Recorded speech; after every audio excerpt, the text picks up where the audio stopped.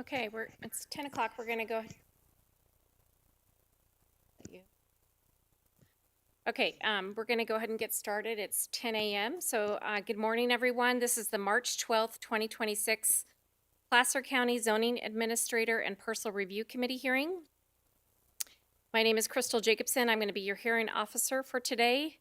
And I'm gonna first start by providing some information about the participation in the hearing process. So for today, we have the Planning Commission hearing room in Auburn that's open to in-person attendance, and we also have a Zoom platform that is available for folks to comment online if they wish. So we are accepting public comment both for all items on the agenda, both in person and via Zoom. So everyone understands how the hearing process works. First, I'm going to ask for staff's presentation on each agenda item, and then I will ask for the applicant or their representative to come to the podium and provide any additional information they want to consider. And then after that, I will open it up to public comment before taking action. And so before we get to the agenda items, the first item on the agenda is public comment. So this is an opportunity for folks to provide public comment on any matter or item that is not included on today's agenda. So if anybody wants to provide public comment on anything not posted on the agenda today, this is the opportunity to do so. So I'm going to first open it up to folks here in the room. Is there anyone in the room that wishes to provide comment on any item not on the agenda? Okay, seeing none, how about the Zoom? You have anybody? I see no hands raised. Okay. So with that, I'm going to move on to our consent calendar, which we have two items on consent today, items 9 and 8. And so all items will be approved with a single vote. But first, I'm going to ask, is there anyone that would like to address a consent item prior to my taking action? Anyone in the room that wishes to pull an item off of consent or address it separately? Anybody in the room? Okay, seeing none. Anyone on Zoom? No, I see no hands raised. Okay, so with that, I am going to take action to approve the consent calendar. So again, these are items 8 through 9 on today's agenda. So if anybody is here in the room or on Zoom for items 8 or 9 on the agenda, I just took action on those, and so we've completed those items. Okay, we are now going to move on to our 10 o'clock timed item. This is the Fulfer Minor Land Division extension of time. It's the second extension of time for this project. This is PLN 19-00045-EOT001. And so I'm going to first, I just first want to note that I don't see any public comment that came in on this one, but I'll let staff comment on that. And I'm going to turn to staff for a report, and then after staff provides a report, I'll have the applicant come to the podium. Thank you, Ms. Jacobson. I'm Joe Plumley, Assistant Planner, and I'm presenting this item today. Staff requests the Parcel Review Committee Chair conduct a public hearing to consider the Fulfer Minor Land Division second extension of time and take the following actions. Find that no changes have occurred in the project or to existing circumstances that would warrant additional environmental analysis beyond the mitigated negative declaration, State Clearinghouse Number 2020-100-271, pursuant to California Environmental Quality Act Guidelines Sections 15162, and approve the second 2-year extension of time for the Fulfer Minor Land Division, PLN 19-00045, extending the expiration date of the tentative parcel map to December 27th, 2027. The previously approved tentative parcel map allows for subdividing a 7.93 acre property into 2 residential lots, 2.4 acres and 5.53 acres, utilizing an existing private roadway off of Sundance Place. Sundance Place connects to Weaver Hill Road, which intersects with Applegate Road, which is a county-maintained road. Infrastructure improvements include standardizing the Applegate Road encroachment and constructing a 20-foot wide paved shared driveway with a designated fire-safe turnout to meet Placer Hills Fire Protection District requirements, As the site is outside public utility districts, the lots will be self-sufficient, each supported by wells and on-site sewage disposal systems. The Fulford Minor Land Division tentative parcel map was originally approved on December 27th, 2020. With an initial expiration date of December 27th, 2023, in 2023, an extension of time was granted due to the COVID-19 pandemic delays, which extended the deadline to December 27th, 2025. On December 8th, 2025, a second extension of time application was received. The applicant has been working diligently to address an ongoing easement issue and address improvement plan reviews. The applicant believes that the second EOT provides adequate time to finalize improvement plans and process the Minor Land Division final map, which would vest the project entitlements. If approved, the request would establish a new expiration date of December 27th, 2027. Minor modifications have been made to the final conditions of approval, attachment B in the staff report. Specifically, conditions 1, 28, and 36 were modified. Conditions 1 and 36 dates were modified to reflect the second EOT timeline. Condition 28 was modified to reflect current traffic fee costs. Prior to today's hearing, no written public comments were received for this item. So our recommendation: in reviewing the materials presented in the extension of time application, staff has determined that the findings required to grant an extension of time can be made and supports the requested extension of time. Based on the analysis contained in the staff report, staff recommends that the Parcel Review Committee Chair take the following actions. Find that no changes have occurred in the project or to existing circumstances that would warrant additional environmental analysis beyond the mitigated negative declaration, State Clearinghouse Number 2020-100-271, pursuant to California Environmental Quality Act Guidelines Sections 15162, and approve the second 2-year, 24 months extension of time for the Fulford Minor Land Division, PLN 19-00045, subject to the conditions of approval and based on the findings contained in the staff report. This concludes my presentation. I'm available if you have any questions. I don't think I have any questions, but thank you. I'm going to go ahead and turn to engineering and surveying. Thank you, Ms. Jacobson. Engineering and surveying supports staff's recommendation with no comments or conditions. Okay, thank you. And we didn't receive anything from environmental health on this item? Okay. Okay, so with that, I am gonna open it up to the applicant, property owner, or representative. Are they here today? Yeah. Come to the podium. State your name for the record, please. Hi there, how are you? I just wanted to see, do you have anything else you want to add to the record? No, and you've been provided a copy of the staff report and conditions. Okay, great, thank you. You can sit You down. don't have to call me back. You can go ahead and take a seat. Thank you. Okay, so this is a public hearing. I'm going to open up the public hearing and see if there's anyone in the room that wishes to provide comment on this item. Okay, seeing none, I'm going to turn to Zoom. Is there anyone that wishes to provide comment on this item? I see no hands raised. Okay, with that, I'm going to close the public hearing.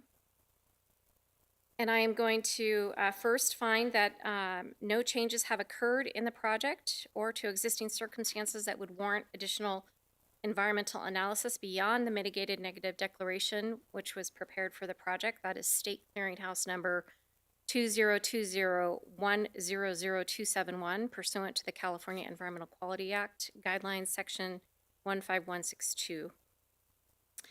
And then I'm also going to go ahead and approve the second 2-year extension of time for the project, Minor Land Division PLN 19-00045, which would extend the expiration date to that map to December 27th, 2027.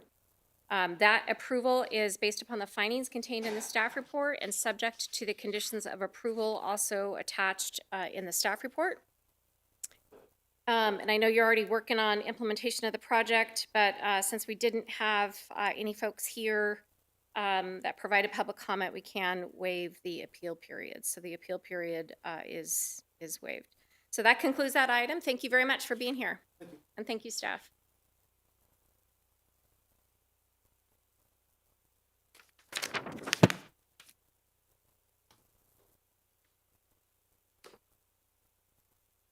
Okay, we are going to move on.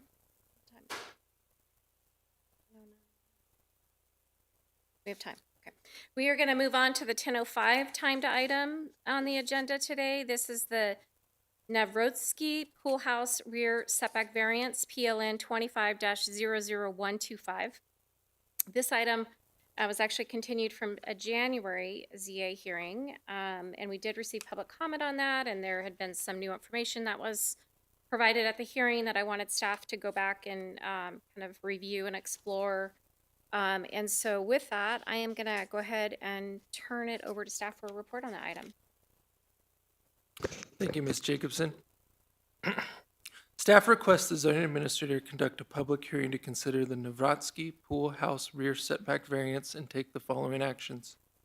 Determine the project is categorically exempt from environmental review in accordance with sections 15303 and 15305 of the California Environmental Quality Act guidelines and Placer County Code sections 18.36.050 and 18.36.070. And approve a variance to allow for the construction of a 1,283 square foot pool house with a 96 square foot attached covered porch and a 250 square foot attached patio, 10 feet from the rear property line where a 30-foot rear setback is normally required, in accordance with Placer County Code Section 1760-100 variance and subject to the recommended conditions of approval. The 2-acre undeveloped subject property is located off Cabot-Stallman Road in the unincorporated Granite Bay area. The parcel is zoned residential agriculture, combining minimum parcel size of 4.6 acres and is designated rural estate 4.6 to 20-acre minimum. The subject property is currently developed with a 1,908 square foot residence, a fenced in-ground pool, and a driveway providing access to the home, and a flat gravel pad in the southwest portion of the property for a future accessory dwelling unit. The residence septic system with a leach field and 100% repair area is located on the northeastern portion of the property. The proposed ADU requires a second septic system with the future leach field area located near the western front property line and the repair area located near the southeastern side and rear property line, as shown on the attached future ADU septic tracing map, which is attachment E in the staff report. Staff conducted a site visit on October 29th, 2025 to examine and photograph the site conditions. The proposed pool house is sited 10 feet from the rear property line, situated between an existing pool and a large well tank, and will require the removal of one 18-inch oak tree.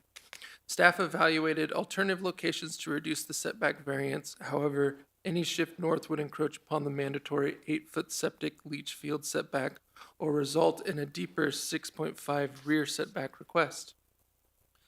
The current proposal was determined to be the least impactful placement that maintains the integrity of the existing sewage disposal system.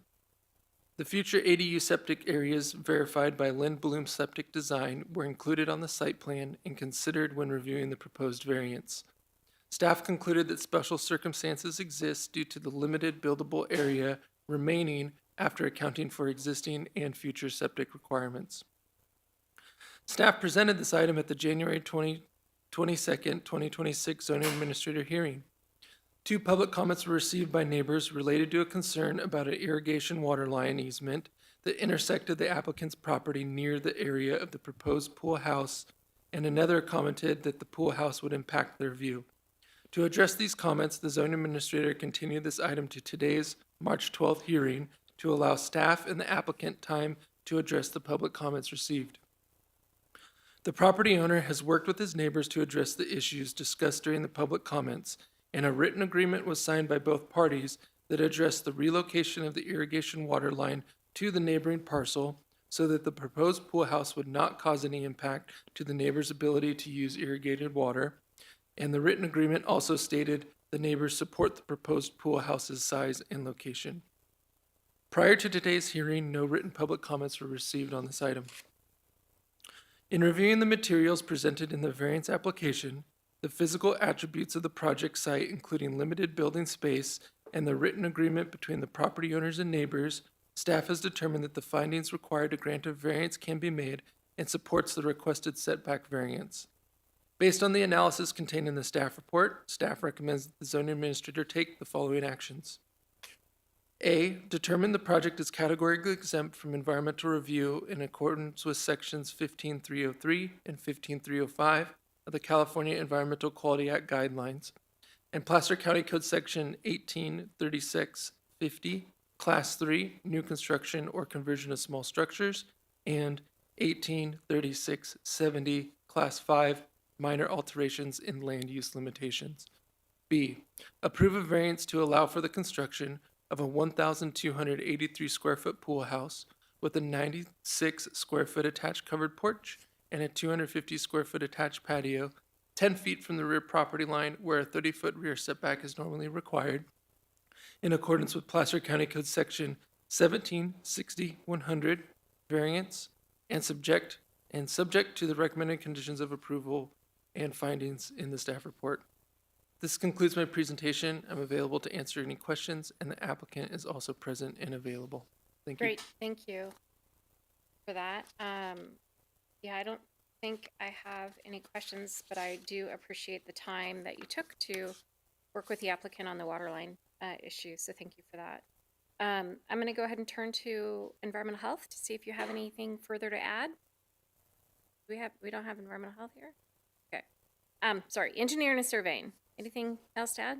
Thank you, Ms. Jacobson. Engineering and surveying supports staff's recommendations with no conditions of approval. Okay, but just to be clear, environmental health did look over the septic, the leach area, they've reviewed that. Okay, great. So with that, I'm gonna go ahead and turn over to the applicant owner representative if they're here, wish to come to the podium. State your name for the record. Benjamin Arotsky. Hi there, how are you? Good. I want to thank you for the time you took with your neighbor on the water line issue. Sounds like you got that all resolved and appreciate the agreement that you provided. Everything went very smooth. So I'm Yeah, happy. no, it's good. I mean, sometimes that happens, right? Like you learn you go through this process and those types of things come out sometimes. So appreciate the time that you took for that. And want to see, do you have anything else to add for the record or No. and you've reviewed the materials, staff report package and Everything's good. okay, Thank great. you. Appreciate it. Great, thank you. Go ahead and take a seat. So this is a public hearing. I did want to state just for the record that so I'm going to open the hearing. We did receive public comment on this item from the last item, or from the last hearing, which was in January. I think we received a letter, and then there was also some comment at the hearing. So I want to open it up and see if there's anyone in the room that wishes to provide comment on this item. Okay, seeing none in the room, I'm going to turn to Zoom. Is there anybody on Zoom that wants to comment? I see no one on Zoom. Okay, great.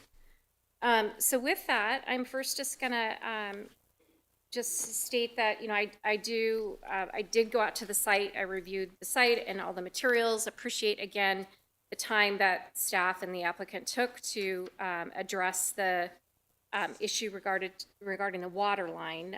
So now we know that that has been resolved and we're not impacting that water line. And I do want to just say that after review of the materials, I do believe that there are special circumstances on this property that would warrant the need for the variance.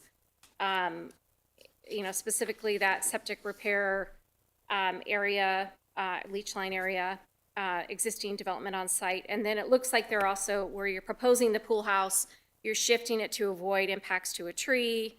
I also looked at, you know, neighboring properties, and I don't believe that there would be impacts to neighboring properties in terms of like view shed and that kind of thing because of the existing vegetation around it. So with that, I am going to go ahead and take action to first determine that the project is categorically exempt from the California Environmental Quality Act.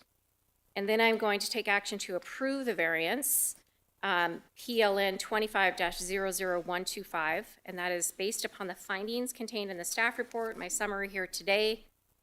It is also subject to the recommended conditions of approval contained in attachment B of the staff report. So because we did have folks that, even though no one's here today, because we did have folks that commented on this item in January, I cannot waive the appeal period. So there is a 10-day appeal period before this decision becomes final. If anyone disagrees with my decision here today or feels that they have been adversely affected, they can file an appeal of this decision, and my decision would be set aside until such time the appeal can be heard by the Placer County Planning Commission. Should an appeal be filed, it is subject to a filing fee of $774.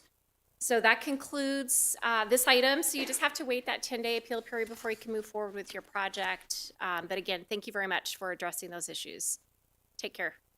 And thank you to staff.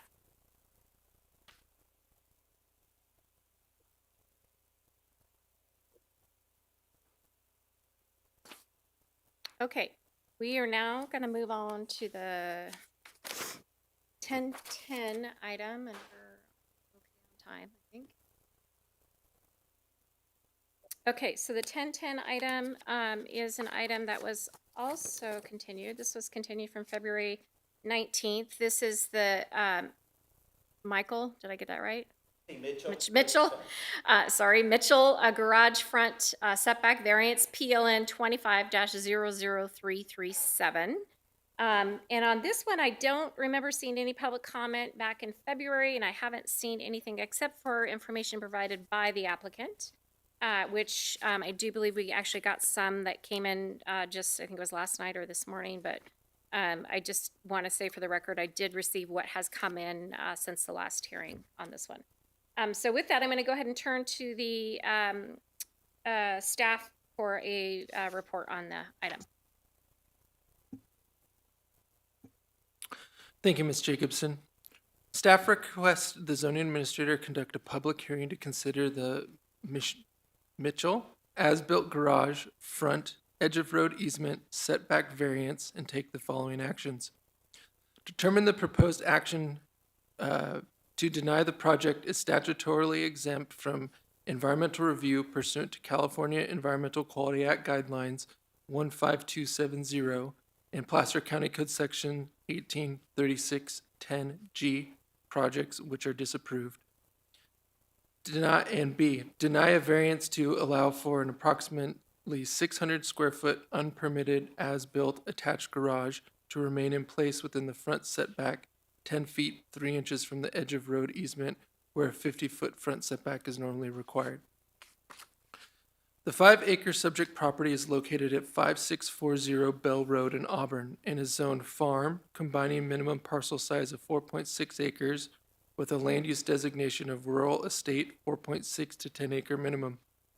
The parcel is developed with a 1,784 square foot single-family dwelling unit that was built in 1969 and a permitted detached carport built in 1991.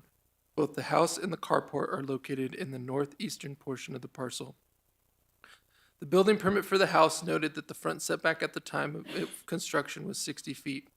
Subject property is accessed off Bell Road via a gravel access road, which has a recorded 50-foot road and utility easement.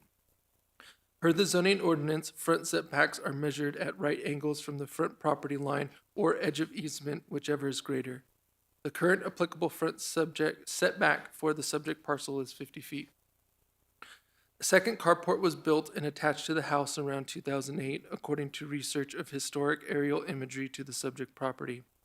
Planning staff was unable to find any permits or approved variances associated with this carport to confirm the building date and allowability to be within the front setback. The applicant bought the house and property in May 2023. In May 2025, code enforcement responded to a complaint and discovered the property owner was converting the unpermitted carport into an attached garage without an approved building permit. Following a stop work order, the owner applied for a variance in August 2025, citing site constraints such as a septic system in the western portion of the parcel and the eastern access corridor, alongside a desire to preserve space for future orchards. During a site visit on October 8th, 2025, planning staff verified that the as-built unpermitted attached garage encroaches approximately 6 feet further into the front setback than the original attached carport, reducing the distance away from the road easement from 16 feet 3 inches to 10 feet 3 inches.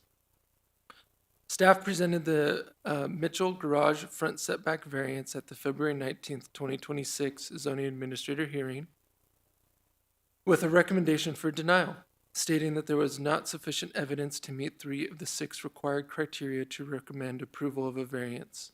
At the hearing, the applicant provided a large packet of supplemental information. Due to the volume of the size of the documentation provided, the zoning administrator continued the item to March 12th, 2026. hearing date to allow staff time to read through the additional information provided by the applicant and to reanalyze the findings required to support approval of the variance. Following the February 19th, 2026 zoning administrator hearing, staff reviewed the supplemental information the applicant provided to the zoning administrator just prior to the hearing, which included the staff report as attachment D. The applicant provided his findings for 3 of the 6 required criteria, which I will now summarize. For criteria A, there are special circumstances applicable to the property, and because of such circumstances, the strict application of zoning ordinance section 1760-100 would deprive the property of privileges enjoyed by other properties in the vicinity and under identical zoning classification. The applicant stated that the privilege in question is the enjoyment of an attached garage with direct access to a common area of the house.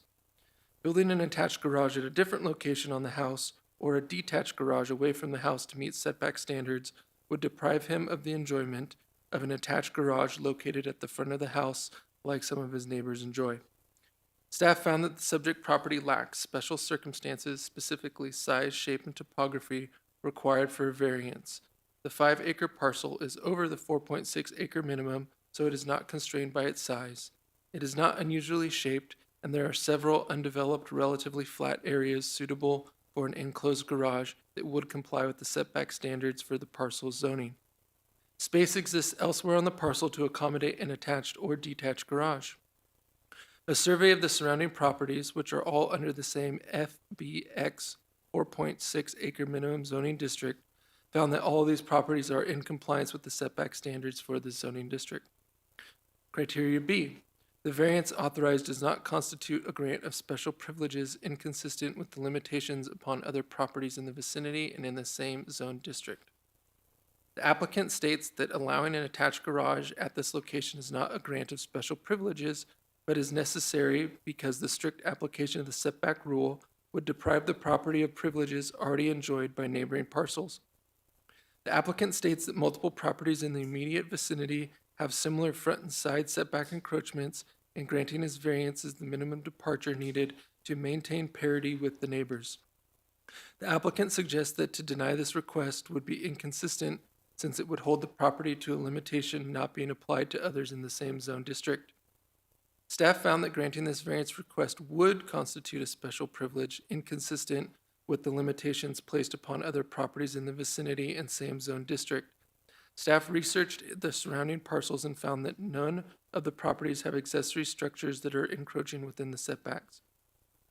And 3, criteria F, the variance is the minimum departure from the requirements of this ordinance necessary to grant relief to the applicant consistent with subsections A and B above.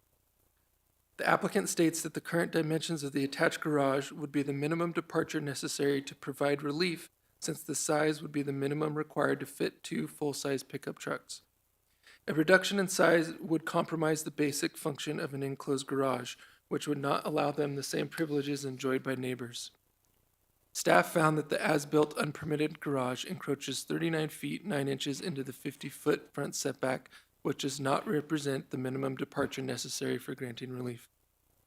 In summary, according to staff's review of the supplemental material provided by the applicant at the February 19th hearing, staff found that the applicant was presenting an argument for a hardship based on a design preference rather than a physical land-based restriction.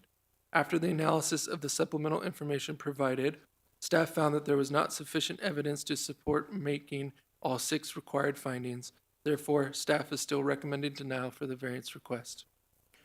5 public comments were received prior to today's hearing.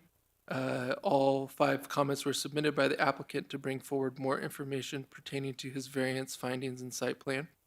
Staff discussed with the applicant that the submitted comments were received and would be reviewed prior to today's hearing, but the staff report would only address comments submitted at the February 19th, 2026 hearing.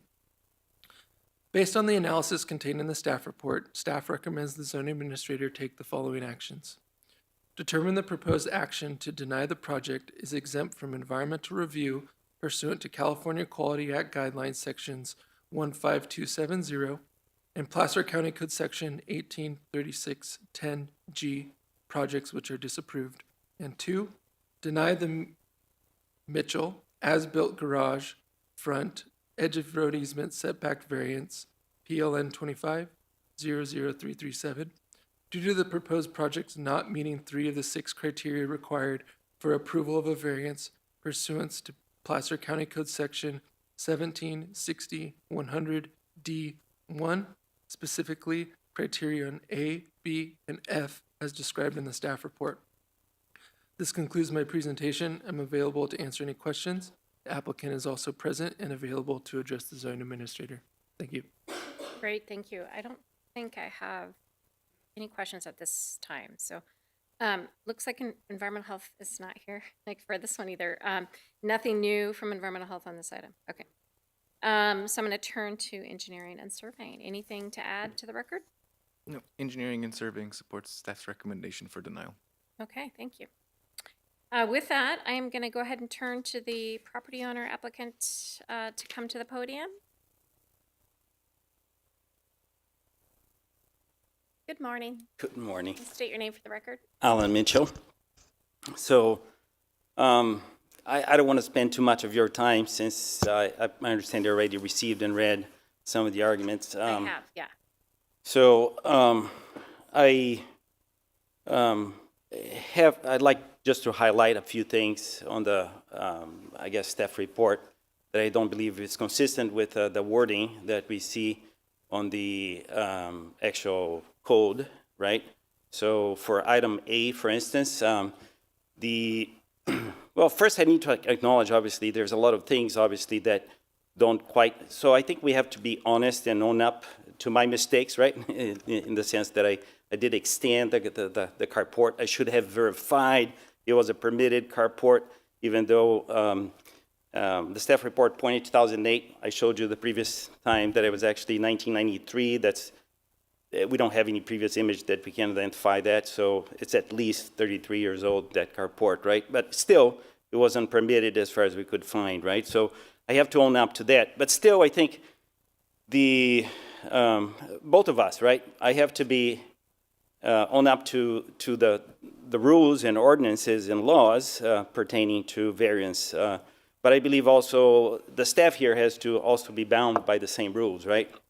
So I did submit some comments. I mean, I was here on February 19, and the staff report specifically points out that only location, size, and topography matter and are necessary ingredients to actually grant a variance approval.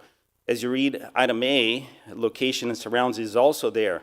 In all the previous cases discussed here, location surroundings, including the one just before this one, actually point out to location surroundings such as a septic and leach line to be ability to both support the approval but also grant the approval.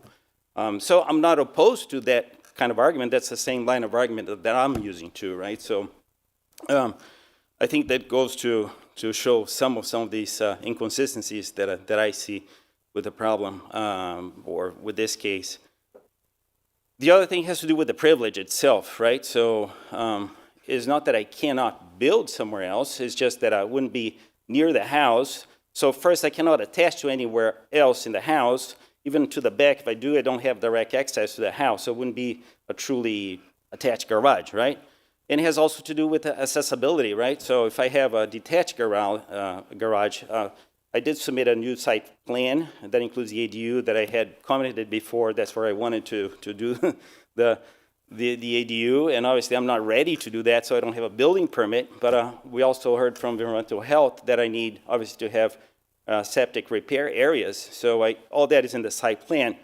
So the closest I could do a detached garage would be 100 plus feet from the house, which realistically, it's not, I think, anybody wants to, especially as we get older. I have my mom and my mother-in-law that are both over their 80s, and I don't think it's very reasonable to expect that that would be an accessible and functional garage. So for those reasons, and also how it has been argued before as far as location surroundings, the terminology there is used or, is not and. So it's not like I have to have all these land provisions. And even on the last case, those land provisions are limited to actually what the site is and where things are that are all built or man-made things that are not necessarily directed to the land. So that's in summary, I think, some of the arguments that I feel this case has not been treated the same as others. Great. Well, I appreciate your comments, and I have read through the material you provided, so thank you for that. I'm going to ask you, if you're finished, I'll have you take a seat. Okay. And then this is a public hearing, so I'm going to open it up to see if there's anyone in the room that wishes to provide comment on this item. Okay, seeing none, is there anyone on Zoom that wishes to I provide see no hands raised. Okay. So I'm going to close the public hearing. And I'm going to first, I first do want to thank staff for their, what I think is thoughtful work, and for the recommendation, and also for your engagement with the applicant. I appreciate that.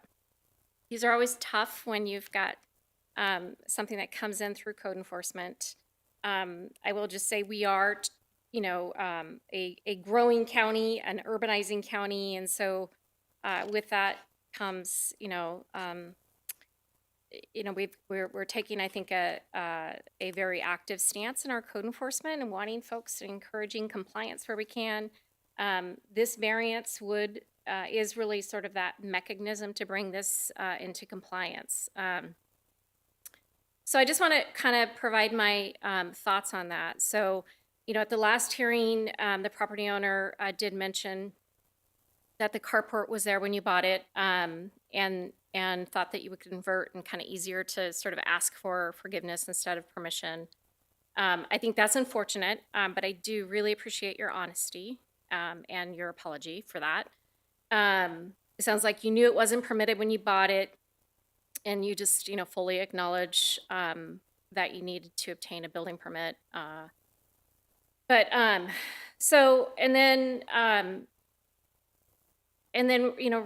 to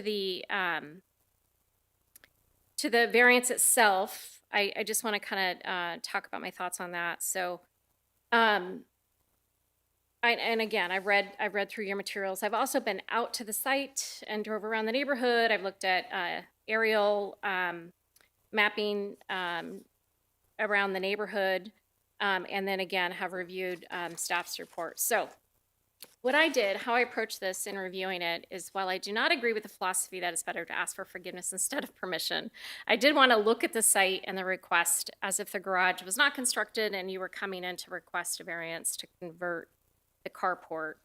And so in looking at the site, I wanted to assess whether or not there are unique characteristics. I do understand that the site is, fairly level and larger, on the larger side, 5 acres or so, and that it's sort of square in size, so it's not oddly shaped.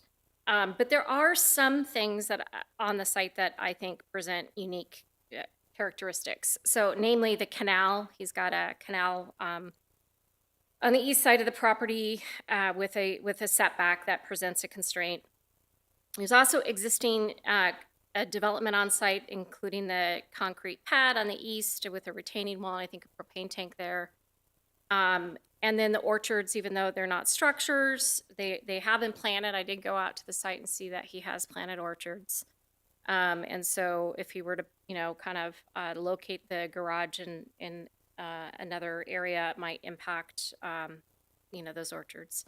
And then, of course, the leach fields and the development, other development that he has planned on site. And then also, I just want to point out, there's also a pond on site. So I do think, even though the property is square, fairly level, there are some unique characteristics. And in looking at the house, it is situated off of a roadway that serves some other properties, but it's not a major thoroughfare. So it is close to the road easement, but it's not, it doesn't appear to be impacting site distance or any circulation on that road.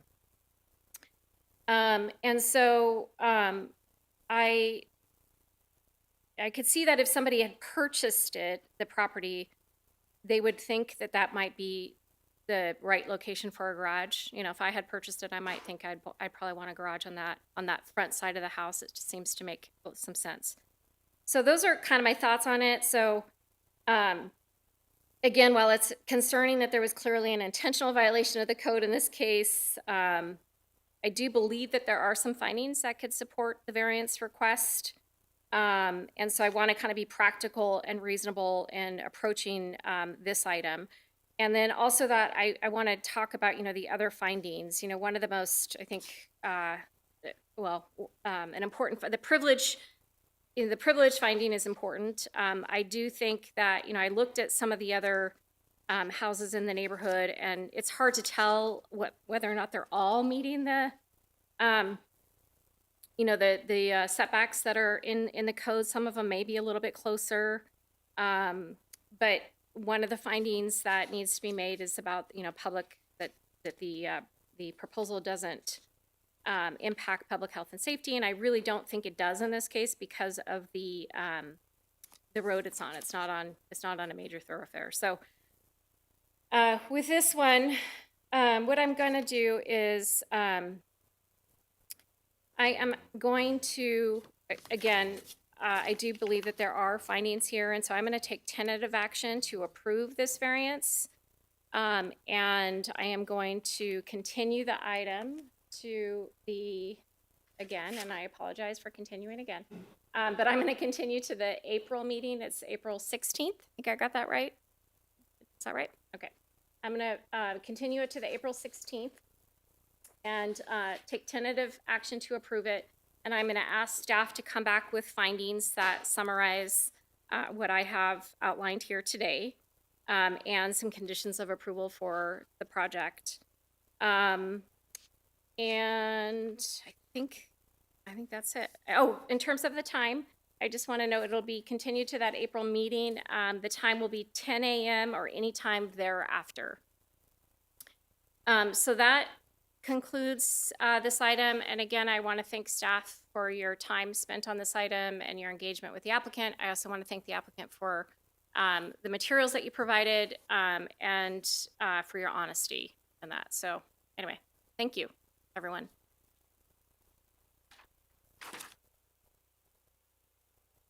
Okay, I'm going to move on to item number 4 in just a second here. You I'm gonna be out of. I'm not gonna be in the area on April 16. I don't know if that would present a problem if I'm not here. We can continue it to May. I think I can go back and okay. Let me think about this. If I don't have to be here, and that would be, I can work closely together, just, I don't know. Yeah, you don't need to be here for that. Do you have somebody that could represent you at that My hearing? wife is coming with me. Okay. So, Yeah. Okay. Sorry. Okay. Yep. We're gonna put this on record here. Go ahead. We could get his draft conditions to him before they're finalized, for his review, understanding that they're draft, and get his support. Yeah. And then that way we could say, he's supportive of the variance at the hearing. Yeah, so even I if would he's say not it's here. up to you. I have seen it where we've taken action without the applicant, so Okay. I can legally do it. Okay. It's just, it's what your comfort level is. So he could prepare the report package, provide it to you ahead of time, and then I can take action and we'll give you a summary of what happened at the hearing, but it's up to you. I'm comfortable with that. If I can respond to that, if I have any comments, then I can send it to you like I Absolutely. have, that way you have a written response, even though I might not be here, if that's acceptable. Absolutely. And the item will not be noticed again because it's being continued to a date certain. So there Okay. won't be a new notice that goes out. Okay. So, okay, great. So we will keep it as I took action for the April hearing then. Right, thank you. Okay, Right. thank you. Take Thank you. care.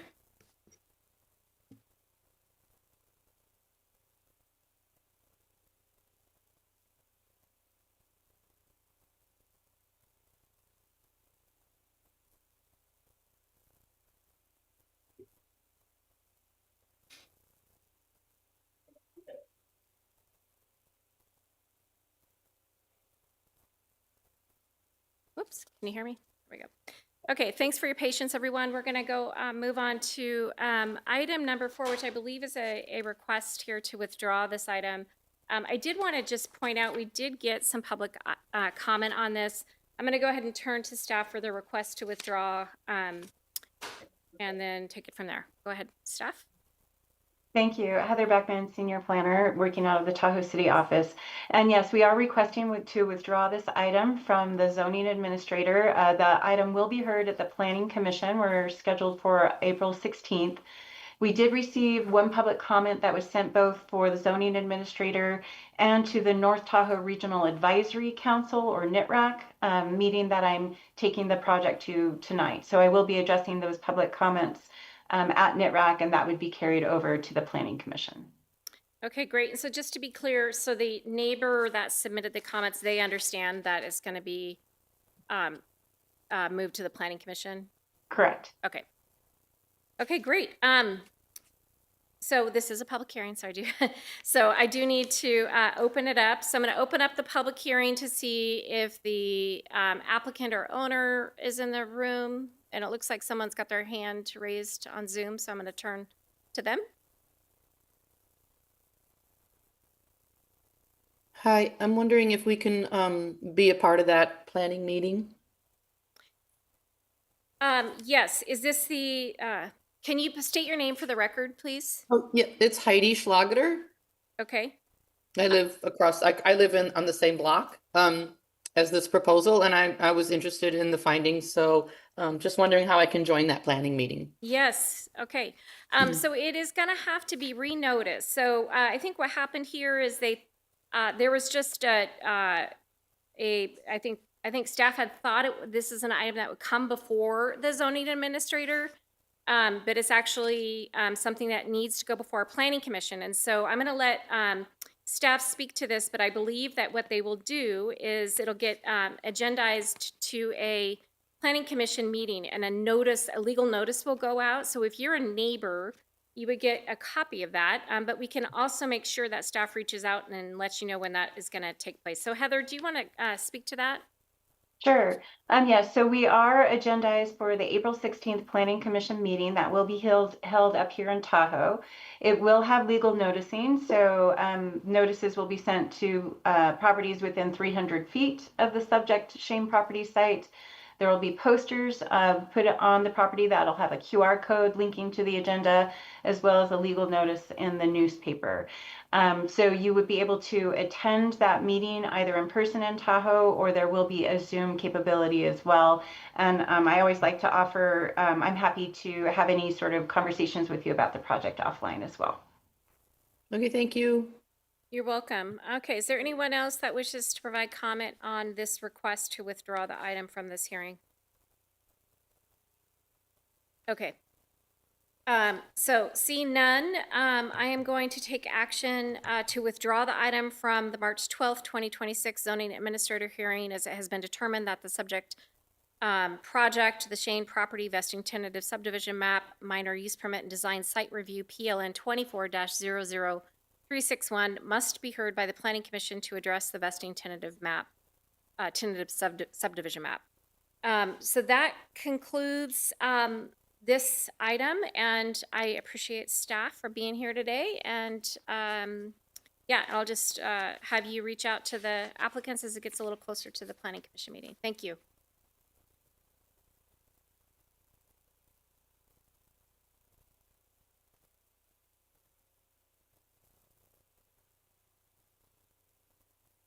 Okay, I'm gonna move on now to item number 5. Which is the 1020 item. This is also a Tahoe item. And so this is 8020 North Lake Boulevard Minor Use Permit, PLN 25-00336. I will just note real quick, I have not seen any comment come in on this, but I will let staff speak to that. So I'm going to turn it. Looks like we've got Mr. Dobbs in our Tahoe office on Zoom to present. So I'm going to turn it over to you. Thank you. Good morning, Ms. Jacobson. Patrick Dobbs from the Planning Services Division. This next item is a request from Ogilvy Consulting Land Use and Development Strategies on behalf of the Michael D. Preston Trust. for approval of the 8020 North Lake Boulevard minor use permit to consider the existing on-site duplex and main residence from a tourist accommodation use to a multifamily residential use, effectively a change in use of the primary land use and to legally convert the property in the existing development from a hotel motel land use to multifamily residential. The property is located at 8020 North Lake Boulevard in Kings Beach. It's just east of the intersection of North Shore Boulevard and State Route 267. The property is 0.46 acre lakefront parcel. It's comprised of 2 legal lots of record. It's within the Tahoe Basin Area Plan and within the North Tahoe East mixed use sub-district. Its zoning is mixed use lakeside town center with special planning area, and multiple family dwellings require a minor use permit within the lakeside town center zoning.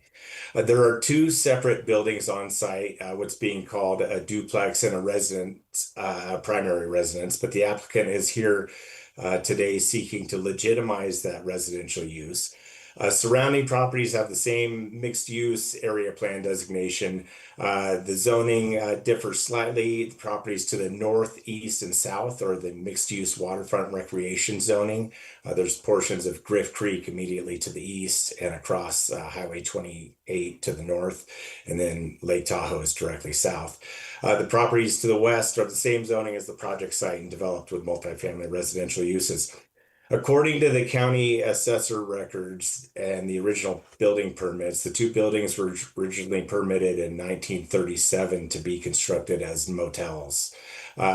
Those buildings continue to operate as tourist hotel, motel until the 1970s, according to some of the notes that I reviewed researching the application. It's unclear exactly when, but both structures were converted into residential units and have functioned that way for decades. There are residential utility records dating back to the late 1980s. In 2019, the Tahoe Regional Planning Agency verified the on-site land coverage and verified 3 residential units of use on the subject property. However, historical county records don't reflect the required permitting to authorize this conversion of the tourist structures into residential units. TRPA staff is currently reviewing an application for a tear-down rebuild of the primary residence and other improvements to the property. The purpose of this minor use permit is to align the county's designations of the building and property with what TRPA verified and how the property has been used since the 80s. Should TRPA approve the remodel, then there are subsequent county approvals that would be required, including improvement plans and building permits as described in the recommended conditions in attachment B.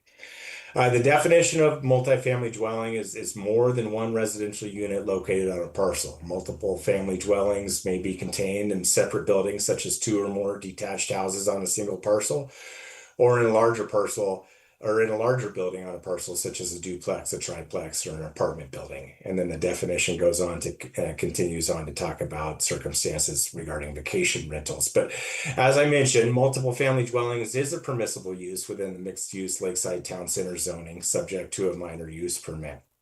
A special policy 4 of that lakeside town center zoning sub area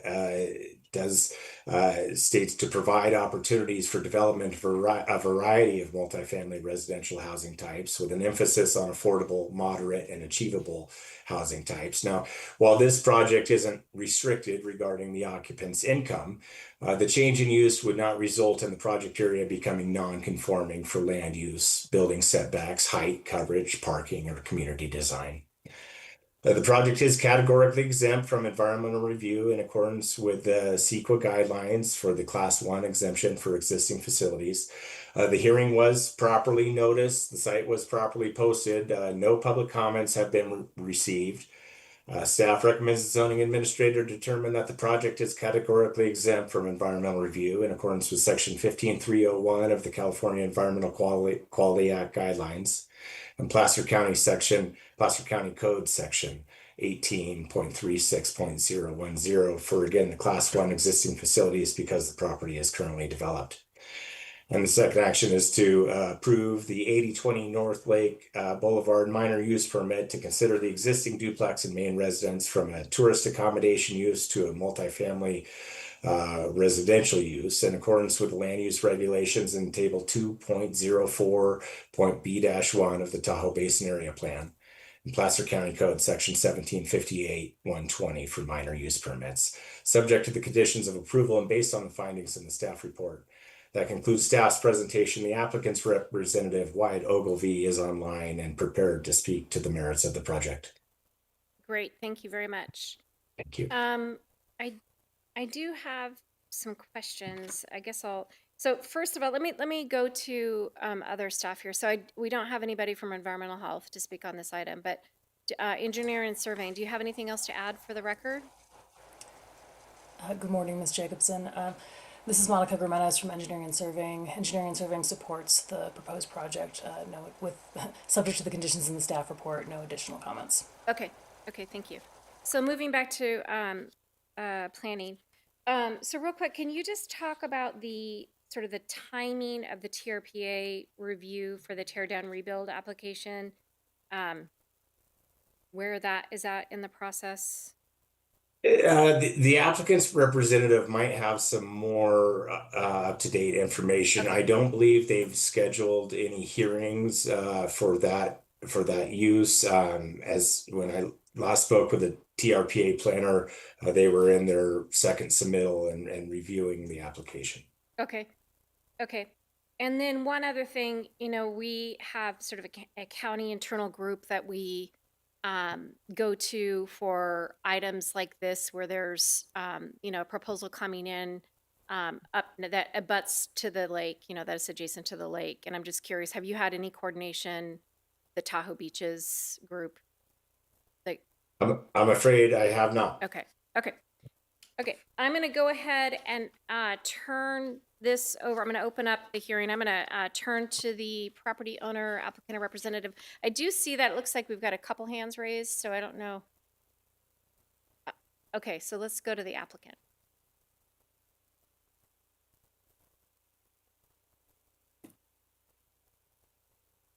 Go ahead and unmute your mic and give your comments. Good morning, Ms. Jacobson, Wyatt Ogilvy, in representation of the property owner and applicant. I guess first, thanks to Pat for thorough staff summary, and we've reviewed the findings and the conditions of approval, which we support. In terms of the status of TRPA, with the county deciding that a use permit to recognize the use that's been in place for decades now. I think Teresa's waiting for the county to take action first. The application's been in at TRPA for just over 6 months time, and Teresa Vance is assigned to that application. I know she's got a burgeoning workload and is waiting for the outcome of this hearing to move that forward. In terms of the comment regarding Beaches Committee, I mean, we're not impacting anything out into the public trust or beyond the confines of the property. So didn't see that dialogue as being necessarily relevant here because the entirety of the public trust and that right away are being maintained unaffected through the project proposal. I would like to speak a little bit to the history in more detail. TRPA did verify in April 2019 the 3 existing residential units of use, making it multifamily. That was really restating an action that they'd taken back in 1991. That verification of units also corresponded to a verification of land coverage at the time in 2019.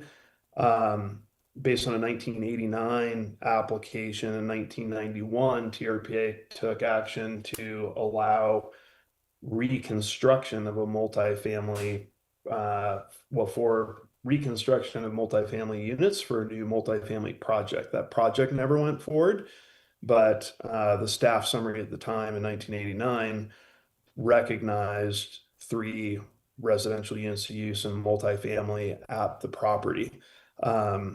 TRPA looks at that use as being established prior to the 1987 regional plan. And although we didn't find records right at 1987, the utility records through the Tahoe Truckee Sanitation Agency illustrate that they build and recognize 3 residential units, multifamily units in 1989. So anyway, that's just some more background and color, and I will be happy to address any questions that Ms. Jacobson you have as zoning administrator, or I'd like to reserve the right to address any public comments should they arise. Thank you very much. I appreciate that. So in looking at the site plan, it looks like, I think maybe when I looked at it, I got this wrong. So it looks like the property itself is outside of the high water line for the lake. Is that correct? Correct. Okay. Okay. Yeah, thank you for that. I'm gonna go ahead and have you hold off for a second. I'm gonna open it up and see if we've got, looks like we have somebody else online that wishes to provide comment on this item. So again, this is a public hearing, so the hearing is open, and I'm going to open it up for, it looks like another Glenn Lynch, I think it is online. Go ahead and unmute your mic and give your comments. Hi, this is Glenn Lynch. Can you hear me? Yes, we can hear you. Great. So I am one of 6 owners of the neighboring property at 8016 North Lake. And I'll just say up front that we're, in short, delighted that that the owner is going to build a house and not a hotel, right? So we have really no objection to the rezoning. Sounds fine to us. Our concern really centers around process. The documents and something that one of the other presenters read said that noticing was performed, but of the 6 owners of 8016 property, none of us received a notice. We spoke to our neighbors, none of them received a notice. The only reason I'm even aware of it is that there was a yellow placard sign nailed to a wooden stick that was laying in the dirt, and one of our owners happened to see that. I don't know exactly where it was, somewhere in the vicinity of our property. That's the only reason we know anything about this. So we're really just concerned going forward that the noticing works better, because we do want to have some information and input as we get into TRPA reviews and planning commission.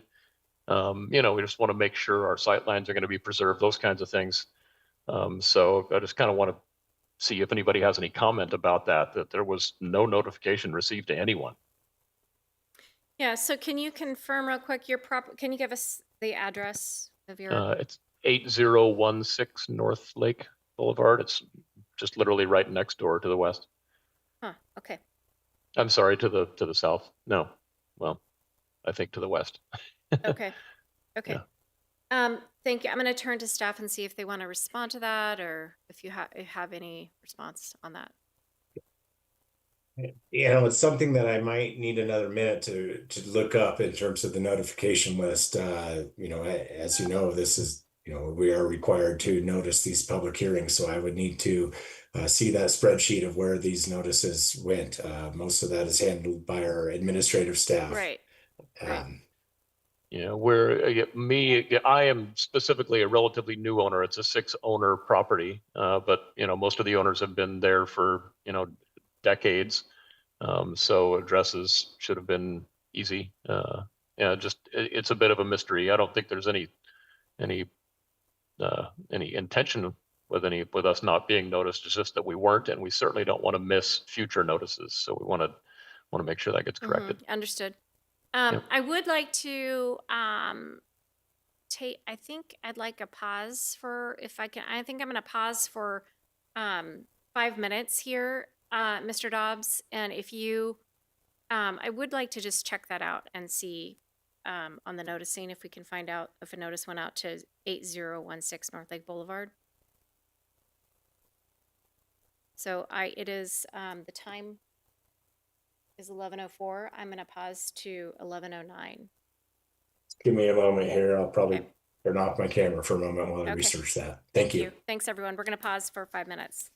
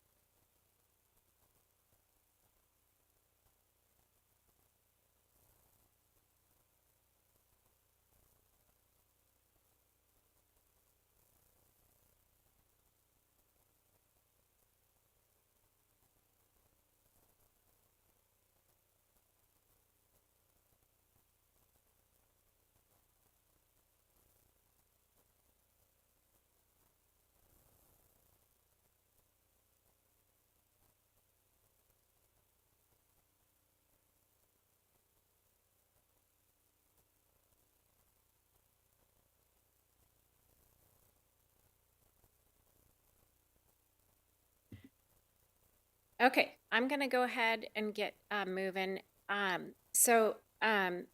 Dobbs, I don't know if you've been in touch with, so we have some administrative staff here that have been looking into this, and my understanding is that there may be some questions about the ownership. Yes, I mean, I had a chance to speak with our admin support, and I mean, there were 38 adjacent property owners noticed within the notification radius. That doesn't include the public agencies and civics list. We don't kind of looking, I don't see that 8016 was noticed.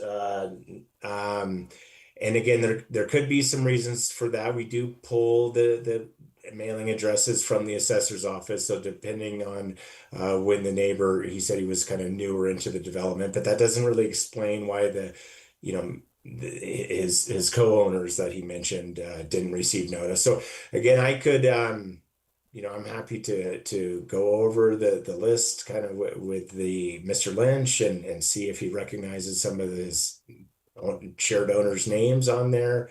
I'm not exactly sure where the breakdown is, but we did notice it, in accordance with our procedures. Okay, so we have record that we did notice 38 adjacent properties. That's correct. Okay. So this happens sometimes with noticing, where notices, what we have on record, the notice could have gone to an incorrect owner in that case, or a new owner, or old owner, sorry. But we do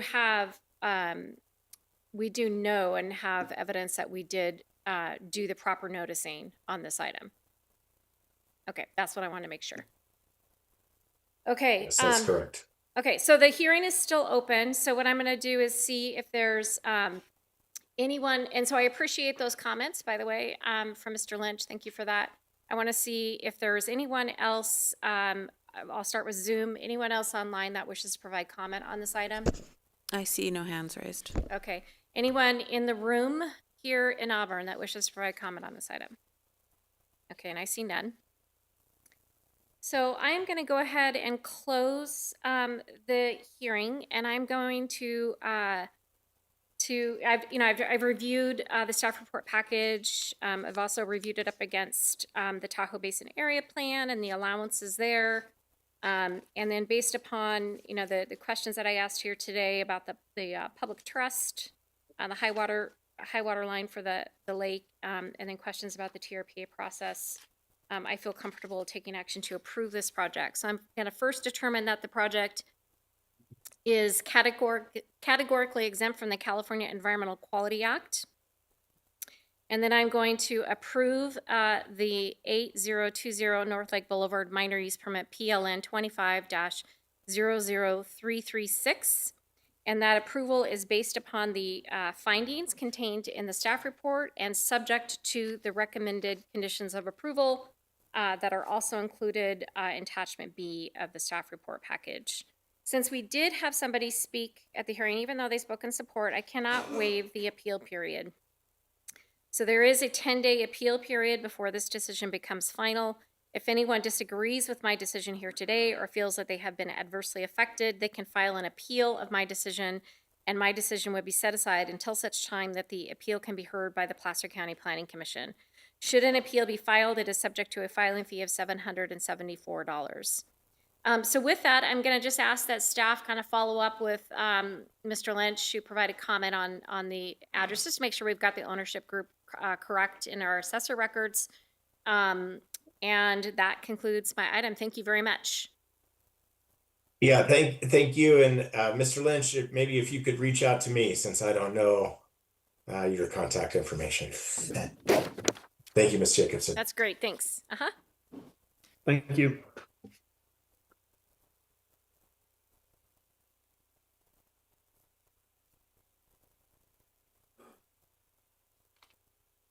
We're going to turn now to item number 6 on today's agenda. This is the 1025 item. Running a little late here. Sorry about that, folks, but thanks for your patience.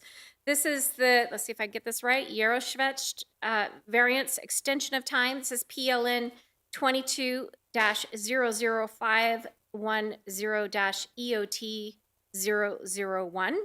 I did want to point out, we did get we received some comment on this. Actually, it came in, I think, this morning. Some comments on this item. And so I'm going to go ahead and turn to staff to provide a report on the item. Good morning. Good morning. Thank you, Ms. Jacobson. I am Rebecca Lazardi, Assistant Planner, and I am presenting this item. Staff requests the zoning administrator conduct a public hearing to consider the Yurashevich variance extension of time, PLN 22-00510-EOT001, and take the following actions. A, determine the project is categorically exempt from environmental review in accordance with sections 15303 and 15305 of the California Environmental Quality Act guidelines and Placer County Code sections 18.36.050 and 18.36.070. B, approve a 2-year extension of time for the Yurashevich variance, extending the expiration date to January 26, 2028. The 0.5 acre subject parcel is located at 7137 Wilcox Place in Granite Bay and is zoned residential single family, combining minimum building site of 20,000 square feet with a general plan land use designation of low density residential 0.4 to 0.9 acre minimum. The parcel is developed with a 1,000 square foot single family home. On January 26, 2023, the zoning administrator approved the subject variance, which allows a home expansion to be located 5 feet from the west side property line where a 15-foot side setback is normally required, and 20 feet from the front property line where a 35-foot front setback is normally required. Since that approval, the applicant has been diligent in pursuing implementation of the project, but has had challenges regarding financing and architectural planning and design, which pushed the completion of the approved actions beyond the expiration date. No changes to the approved variance are requested in this extension of time request. The final conditions of approval approved on January 26, 2023 were modified as followed. 1. Condition 1 was modified to reference this EOT request. 2. Condition 2 was added to include a condition regarding sprinkler requirements from the South Placer Fire District, resulting in a renumbering of the conditions.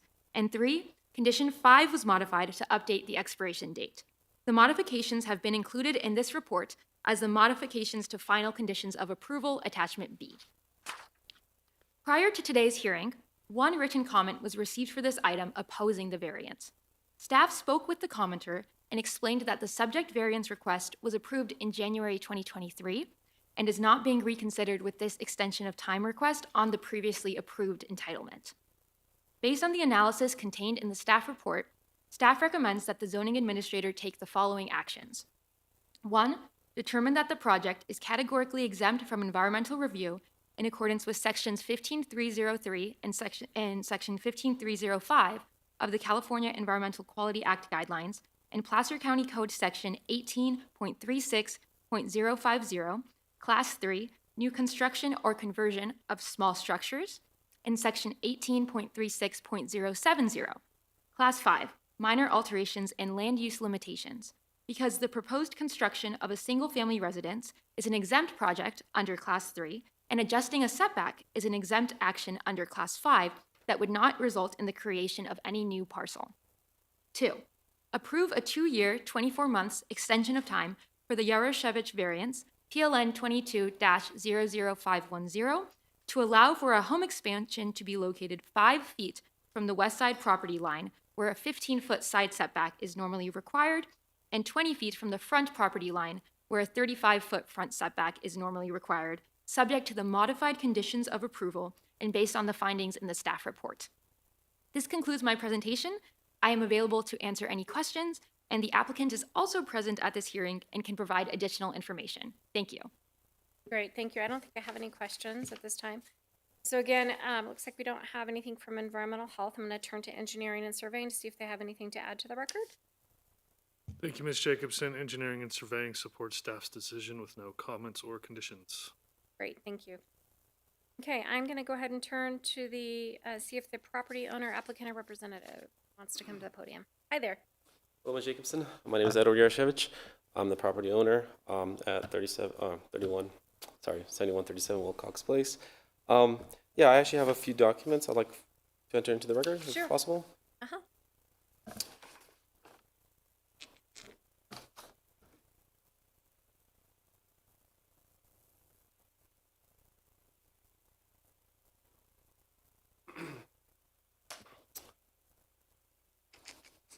Okay.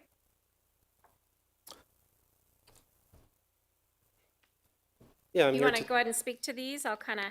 Sure. Oh, thank you very much for. Yeah, this is good. Thanks. Yeah, I just had a few like Uh-huh, visuals. Yeah, no, the graphics are good. Thank Yeah, you. basically I'm here today to respectfully request a time of extension for the previously approved side setback variance for my property, as Rebecca has mentioned already. The variance itself was reviewed and approved previously by county planning and staff and appropriate departments. The request today does not involve any changes, as also previously mentioned. The extension is simply requested to allow additional time to begin construction due to delays related to architectural design development, some costs, more accurately estimation needs, and construction planning. I also had some personal lifestyle changes that occurred. I got married last year, so that was a very busy process with all the planning that went into that, and at the same time going through a occupation transition. So I had to have some delays that pushed out the construction. But there's a timeline that's there in the paperwork that I've submitted, and it kind of shows really kind of what I'm forecasting on what the projection is on how soon we could get to this project and begin construction hopefully by the end of this year and continue on through next year, which should meet the requirement for not having to go to another extension of time. Okay, great. I really appreciate the timeline. That's good. And the graphics as well. Thank you. Okay, anything else you want to provide? Have you seen the staff report package and the conditions and? Correct. Yes, I reviewed that. Yeah.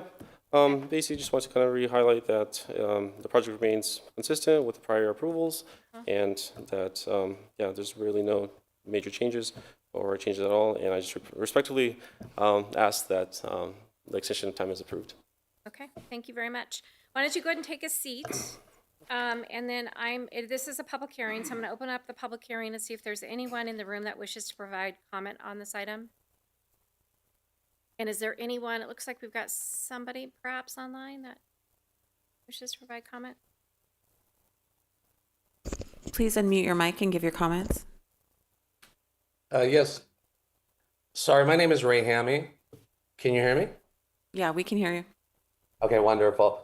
Well, I sent in my objection yesterday evening regarding this proposed variance, which I understand has been approved, and Edward and I have spoken, and I specifically told him, I object to this and I have my concerns.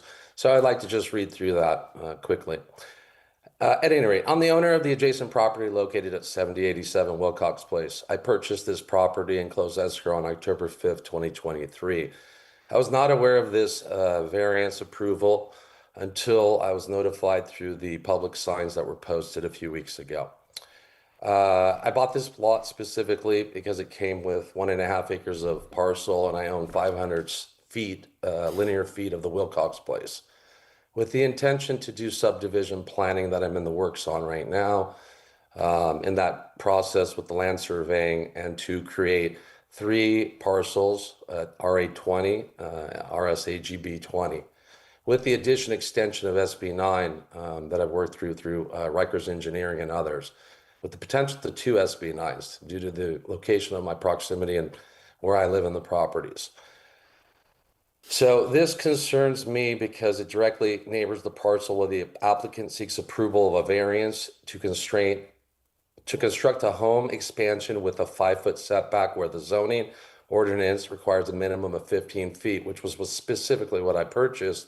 I've lived in Roseville and Rockland for the past 9 years. I did not want to live anywhere near a 5-foot setback.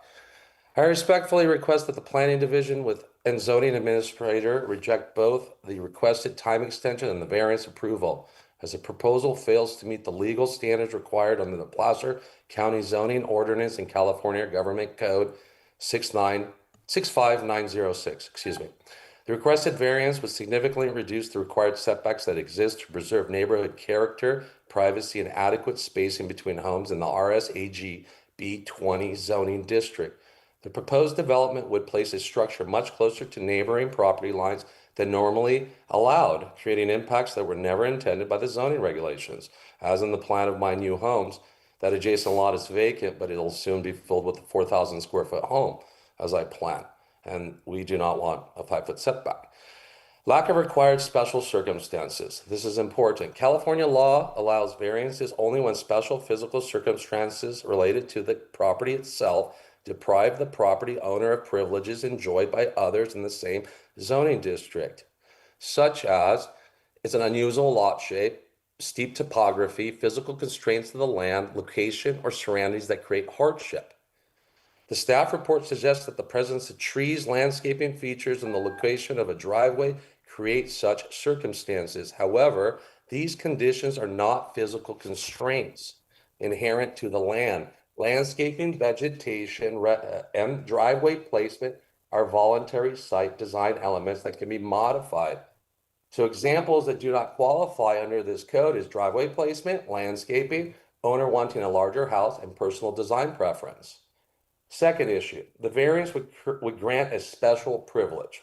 The RSAG B20 zoning district requires a 15 minimum side setback and a 35-foot front setback. The applicant is requesting a reduction of the side setback to 5 feet, representing a 2/3 reduction from the required standard. This reduction would grant the applicant a development privilege that is not available to other homeowners in the same zoning district who have designed their homes and improvement plans to comply with these regulations. Allowing such a significant deviation risks establishing a precedent across this area that weakens the zoning standards intended to maintain consistent development patterns throughout the neighborhood and what I purchased. Third, adverse impacts to adjacent property owners. Setback requirements exist specifically to protect neighboring property owners from impacts associated with larger structures being placed too close to property boundaries. Constructing a home addition only 5 feet from the property line could create several negative impacts, including loss of privacy between homes, increased visual mass along the shared property boundary, reduction of open space between structures, potential drainage impacts from additional roof area and hard surfaces, reduced fire separation between structures. These impacts would directly affect the adjacent property owners and undermine the purpose of the established setback standards. The project cannot harm public welfare, and it cannot harm neighboring property, reduce safety, damage the neighboring character, reduce privacy or light. This includes issues like privacy, building mass next to neighbors, solar blockages, fire separation. Fourth, building height and solar access concerns. Another significant concern is the potential height and massing of the proposed home expansion where located only 5 feet from the shared property line. Although the variance primarily addresses setbacks, a structure built close to the property line can significantly amplify the visual and physical impact of the building if the addition includes increased height or roof elevation, like a second story. A taller structure in this location may cast substantial shadows onto neighboring property, reduce solar access for outdoor areas and gardens, block sunlight reaching existing structures, create an imposing wall-like effect directly adjacent to neighboring land. California planning principles increasingly recognize the importance of protecting reasonable solar access and minimizing shading Okay, impacts. Mr. Haney, can you go ahead and wrap up you're over your time limit. I think you had one more item that you wanted to touch on, but can you please wrap up? I will conclude. I'm accordingly and respectfully requesting that the Planning Division and Zoning Administrator and staff deny the requested time extension, deny the requested setback variance, and require the applicant, like all others, to comply with these standard zoning requirements. Thank you, ma'am, for your time. Thank you. Sorry And for I over. did get your letter this morning and did have a chance to read that before the hearing. So thank you for your comments. I appreciate it. Okay, again, this is a public hearing. Hearing is still open. Is there anyone else online that wishes to provide comment on this item? And I don't see anybody in the room that wishes to provide comment on it. I am going to go ahead and take action and close the public hearing. Or I'm going to close the public hearing and I'm going to take action. Well, first I want to provide some comments. So just to be clear, what I am taking action on today is limited to the extension of time request. This variance was already approved back in 2023. And there were findings made at that time. So that was a public hearing where folks were neighbors were noticed, and the zoning administrator at that time found that the request for the variance could be granted because there were findings to support the variance. So that action was really separate from what I am being asked to do today. So the variance, again, was already approved. The item before me today is a request for an extension of that that approved variance. So this would extend that variance expiration date. So while I appreciate the comments that have been provided in the record, after reviewing those comments, I don't see anything that specifically speaks to the action of the extension of time.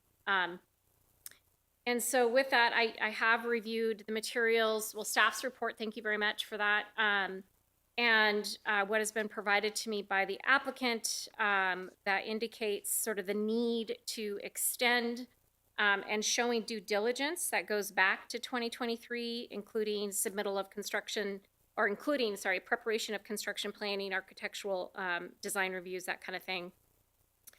And so it's not uncommon for us to consider extensions of time and provide a little bit more time for the applicant to implement their projects. So with that, I do believe that the findings exist here today to grant the extension. And so I'm going to take action to first determine that the project is categorically exempt from the California Environmental Quality Act.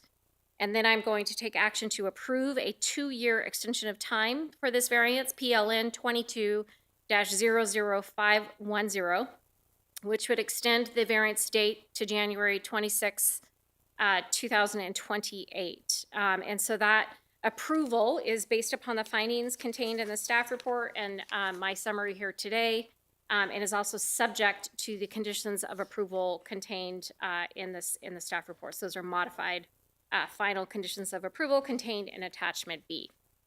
Because we did have somebody speak here today and provide comment, I cannot waive the appeal period. So I know you're still working on your project, but there is a 10-day appeal period. If you're submitting plans, you do need to wait for that. So there's a 10-day appeal period before this decision becomes final. If anyone disagrees with my decision here today or feels that they have been adversely affected, they can file an appeal of this decision, and my decision would be set aside until such time the appeal can be heard by the Placer County Planning Commission. Should an appeal be filed, it will be subject to a filing fee of $774. So that concludes this item. Thank you very much for being here, and thanks, folks, for providing comment.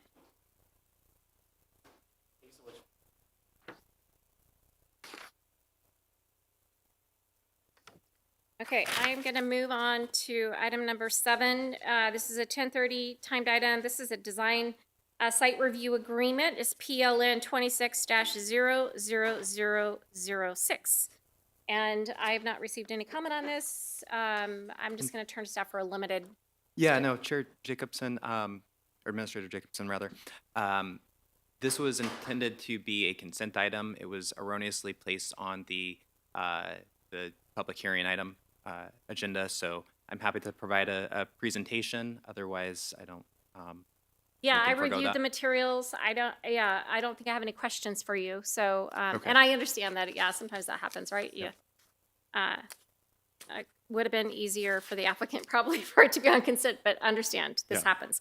Okay, so I'm going to see first just if engineering and surveying has anything else to add to the record. No, nothing to add. We Okay. support the entitlement. Okay. This is a public hearing, though. I do need to open it up, so I'm going to see if the project applicant owner wishes to come to the podium and provide any comment. Seeing none. Okay, seeing none. Is there, it is a public hearing, and the hearing is open. Is there anybody in the room that wishes to provide comment on this item? Okay, seeing none. Anybody on Zoom that wishes to provide comment on it? I see no hands raised. Okay. I am going to then take action to first determine that potential impacts of the proposed action is within the scope of the previous certified final environmental impact report for the Bickford Ranch specific plant project. That's State Clearinghouse number 19980820773 pursuant to the California Environmental Quality Act guidelines.